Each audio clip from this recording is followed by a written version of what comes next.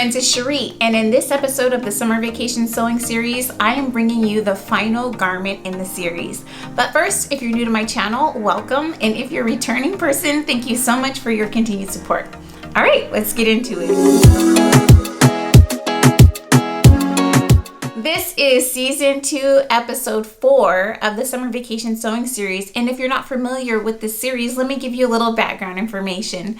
Last summer, Talisha of Creativity by T and I put together season 1. And in that season, we shared 4 amazing garments for the grown, mature, sophisticated, classy woman who's going on her next vacation. And this year, we're back at it again, and we are inspiring you with some playful colors. And I really hope that you enjoy the series.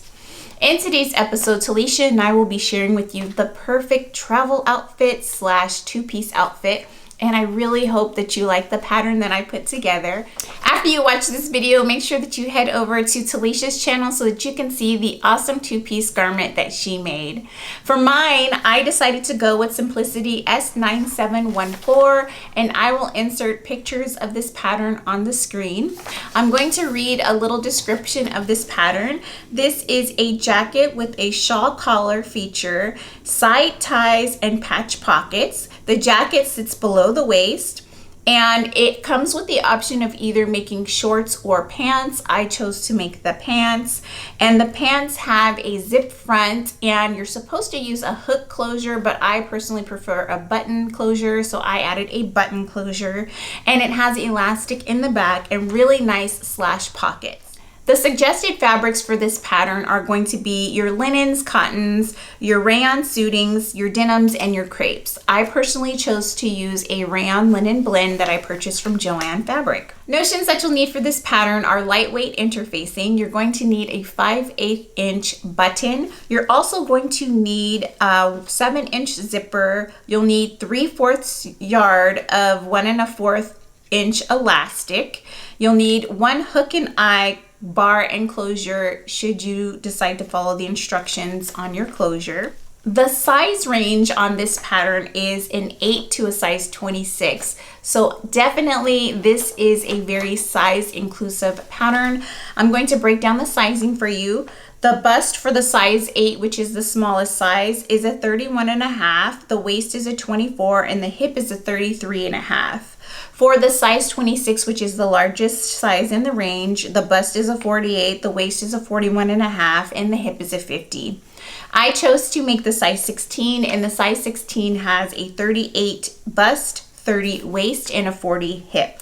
This pattern is rated as average, and I agree that anyone with the basic knowledge of sewing has sewn some garments before. You shouldn't struggle too much with this pattern. You do have to know how to install a zipper. You also need to be able to install a buttonhole and a button, as well as to hand sew a hook and bar closure. I personally chose not to use the hook and bar, and I decided to go with a button. So I included a button and buttonhole on my jacket as well as on the front closure of my pants. The instructions for this pattern were written very well. It's very clear to understand each of the steps in the pattern. And one of the really great things about patterns that are Mimi G patterns is that they all have sew-alongs. And so for this particular pattern, the pant sew-along is done by her husband, Norris, and she did the jacket sew-along. Both sew-alongs are very lovely. I actually watched them months before I got to sewing. I often do that where I will watch the sew-along when I'm getting excited about whether or not I want to purchase a pattern or when I first purchase a pattern. But then when I actually get to the sewing, so that I can give you an honest review on my experience sewing the pattern, I actually just read the instructions. Although I will say that if there is a tricky instruction in the pattern, I will rely on those sewing tutorials to teach me how to get through a particular step in the sewing process. So again, a very well-written pattern, easy to follow, but also will hold your hand with a sew-along, and I highly, highly encourage you to check out the sew-alongs for this pattern. You might find that this is a pattern that isn't as intimidating as you may have thought upon looking at the pattern cover initially, because the steps that are explained and shown in the tutorials are done so well that even a beginner, I think, might have an easier time approaching a project like this. When I first sewed up my pants and my jacket and I tried them on, I initially thought, girl, this is not your style. But I had to play around with it a little bit, try it with different shirts, try it with different shoes so that I could put my own spin on the actual outfit itself to try to make myself feel more comfortable in it. And the reason why I would say that these pants in particular are not quite my style is that it has a low crotch on it. And I find that a lot of Mimi G's pant patterns of late have had low crotches. And for me, I have a very short torso or trunk. And so when I wear a high-waisted pants with a long crotch, it really makes the trunk of my body look even shorter than it already is. So for that reason alone, I was a little bit nervous about how these pants would look on my body once I actually tried to style them up and wear them. I will say that this is one of the more comfortable pair of pants that I've made, and it's really greatly due to the fact that the back of the pants has elastic, and I will show you what mine looks like in a bit, but first I just want to talk about fit. I will say once I did style it up with a shirt and some sneakers and I actually started wearing the pants, I felt a little bit more comfortable in them and didn't feel as much like my torso was too short in those pants. So I will definitely wear them, and I think that I could actually tweak the pattern pieces to make them fit me a little bit more appropriately so that I don't feel like they're right under my boobs and close to my knees, if that makes any sense. Now when it comes to the blazer, I really loved the way the blazer fit Mimi G, very close to her body but also very relaxed. And I think that I'll have to do some tweaking with fit for the blazer in order for it to fit me exactly the way it fits Mimi. For one, I made a size 16, which is the perfect size for me, fit me in the shoulders, was very relaxed and comfortable to wear, but it did not fit my body the way it looks on Mimi's, and I think it's because it seems a bit more oversized on my body. I do really love this blazer. It was very easy to put together. I had never sewn a blazer before, and so I was a little intimidated going into the process, but there are two things that make this very easy. One, it's not lined, and two, there are only two little closure features, which aren't actually things that I hadn't done before. So for one, there is a tie feature here on the side, and I thought, oh, that's fantastic. I don't have to worry about zippers or anything like that with closing this blazer. There aren't a ton of buttons to button up the front or anything like that. A tie feature is fantastic. And then on the inside, there's a buttonhole and button, which I'll show you in a minute. So for those two reasons, the fact that it's not lined and it has closure features that I've done before, it made this extremely easy to put together. Another thing is with the collar, it is a really nice, easy to put together collar, and I really enjoyed constructing this blazer. It didn't take very much time at all. I don't want to tell you the number of hours because I'll be honest, I sewed some and then I went on a date with my husband and then I came back and finished the project. So I didn't have a continuous sewing period where I could actually track my time sewing. But I do know that it was enjoyable, it wasn't super daunting, and it seemed to come together really quickly. So I love that about this blazer. Another thing that I really like is that it has these gorgeous pockets on the front, which are perfect size for your hands or your cell phone, your keys, whatever you want to do. I will tell you that in making it in a drapey, lightweight fabric like linen, when you put things in your pockets, whether it be the pants or the jacket, it will weigh it down. So if I have my phone in this pocket, my jacket's gonna tip a little bit to this side, or it's gonna tip a little to this side depending on which pocket I've used because of the weight of my cell phone. So if you wanna keep the integrity of your outfit while you're wearing it, I would suggest to only use these pockets as a decorative feature to your outfit.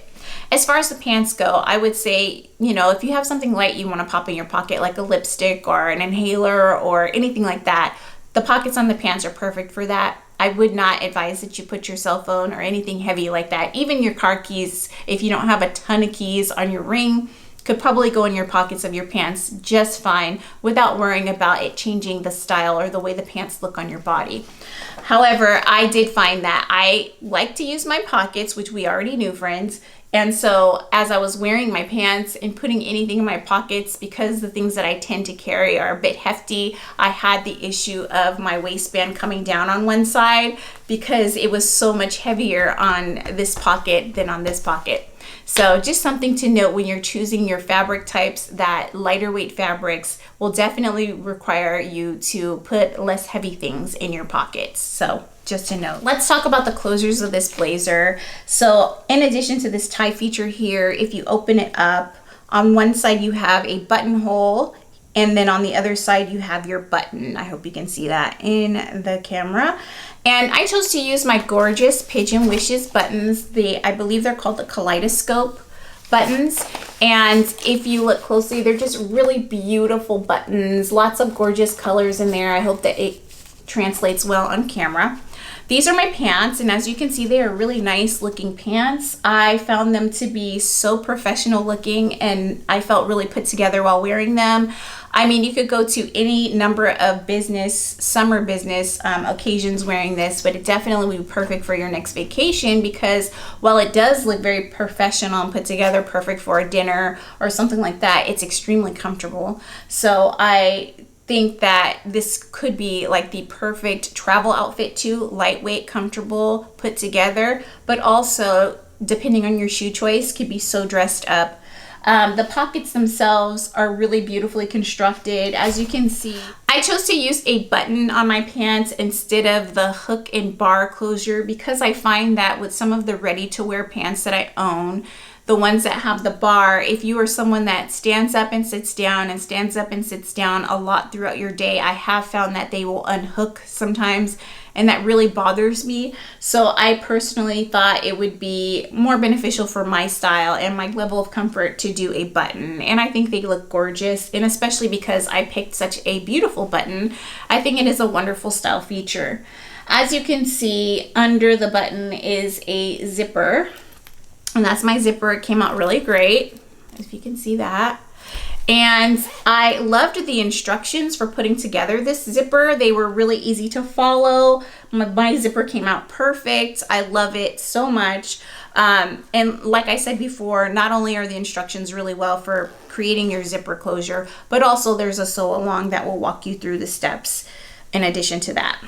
So now I want to talk to you about the back band of my pants, which is an elastic back band. And what I want to explain to you is that I am in a period of life where I'm really trying to sew up a lot of the things that I own and use up some of the supplies that I have in my stash. I have so many different elastics, and I looked through my stash and I had every size but the size that I needed. For this particular pair of pants, you need 1 1/4 inch wide elastic, and I only had 1 1/2 and 1 inch.